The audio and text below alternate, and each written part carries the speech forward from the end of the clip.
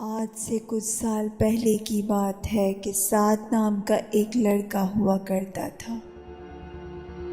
کہتے ہیں کہ اس پہ کسی بری آتما کا سایہ ہو گیا تھا جس نے اس لڑکی کی جان لے لی۔ آخر سعد پر وہ اثرات آئے کہاں سے اور ایسا کیا ہوا کہ سعد کی جان چلی گئی؟ میرا نام احمد ہے، میں سعد کا والد ہوں۔ میرے گھر کے پیچھے ایک بہت پرانا قبرستان ہے جو انگریزوں کے زمانے میں بنایا گیا تھا، جس میں آج بھی انگریزوں کی قبریں موجود ہیں۔ میرے گھر کے کمروں کی کھڑکیاں اسی قبرستان کی طرف کھلتی ہیں اور میرے گھر کی چھت سے بھی یہ خوفناک قبرستان صاف نظر آتا ہے۔ سعد کے کمرے سے بھی قبرستان کی طرف سے چلنے والی ہوا کا بھی گزر تھا۔ رات تقریباً 2:30 بجے سعد معمول کی طرح پڑھائی کر رہا تھا۔ کھڑکی سے باہر جھانکا اور دیکھا کہ دور دور تک کسی کا نام و نشان تک نہیں تھا۔ قبرستان میں ایک عجیب سی خاموشی ہے، پرندے بے چینی میں ادھر سے ادھر جا رہے ہیں۔ اچانک کتے بھونکنا شروع ہو گئے، جیسے کسی غیر انسانی مخلوق کو دیکھ لیا ہو۔ سعد ان آوازوں سے پریشان ہو کر کھڑکی بند کرنے کے لیے جا رہا ہے۔ اسے بالکل بھی اندازہ نہیں کہ اب جو منظر وہ دیکھنے والا ہے وہ اس کی زندگی بدل کر رکھ دے گا۔ سعد کھڑکی کے پاس پہنچا اور اس نے دیکھا کہ ایک عورت نے میلی کچیلی چادر پہنی ہوئی ہے اور کتوں نے اسے گھیرا ہوا ہے اور وہ عورت قبرستان کی طرف جا رہی ہے۔ سعد تشویش کے عالم میں اپنے گھر سے باہر نکلا تو اس عورت کے پیچھے گیا۔ اتنی دیر میں وہ عورت قبرستان کے اندر تک جا چکی ہے۔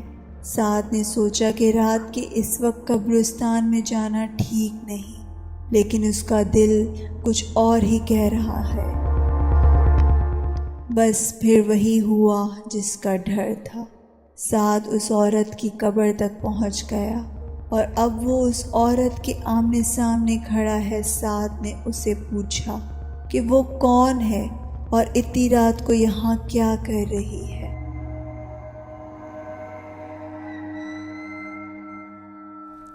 اب انسانی ہڈیاں چٹکنے جیسی آواز آتی ہے۔ اس عورت نے بنا مڑے اپنی پوری گردن پیچھے گھما لی۔ اس کا خوفناک چہرہ سعد کی طرف تھا اور باقی کا جسم دوسری طرف۔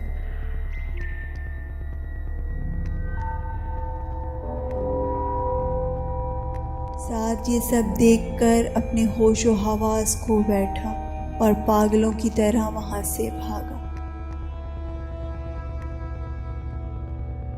بھاگتے بھاگتے جب وہ قبرستان کے دروازے تک پہنچا تو اس کا پیر ایک پتھر سے ٹکرایا اور وہ زمین پر گر گیا۔ سر پر چوٹ لگنے کی وجہ سے وہ وہیں بے ہوش ہو گیا۔ صبح ہوئی تو میں نے اپنے بیٹے سعد کو وہاں بے ہوش پایا۔ میں اسے اٹھا کر جلدی سے گھر لے آیا اور اس نے ہمیں رات کو ہونے والے حادثے کے بارے میں بتایا۔ بس اسی دن اس کی طبیعت خراب رہنے لگی اور اسے عجیب سے دورے پڑنے لگے۔ اس کی راتوں کی نیند اڑ گئی۔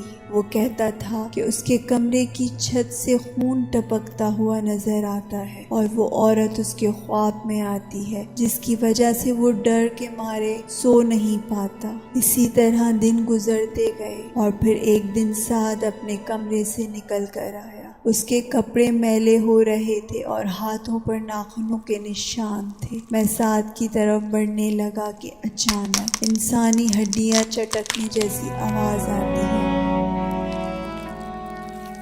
اور سعد نے اسی عورت کی طرح اپنی گردن گھما لی۔ اب اس کی گردن میری طرف تھی اور اس کا جسم پیچھے کی طرف، اور دیکھتے ہی دیکھتے سعد کی لاش زمین پر گری ہوئی تھی۔